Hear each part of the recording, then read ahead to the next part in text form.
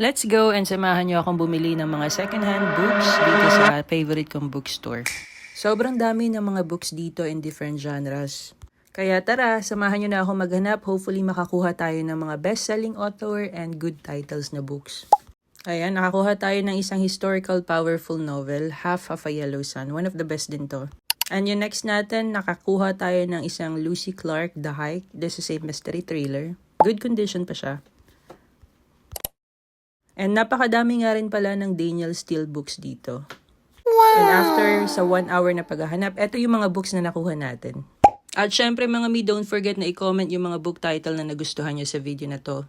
And follow for more if you like contents like this. Eto, sayang tong book na to. Hindi ko siya check out kasi may damage siya sa spine. And syempre, magiging available tong mga books na to sa ating live selling, kaya abangan nyo. At nakakuha rin tayo ng Richard Osman, sayang wala yung green. And I'm super happy kasi nakakuha tayo ng Sidney Sheldon. Yun lang!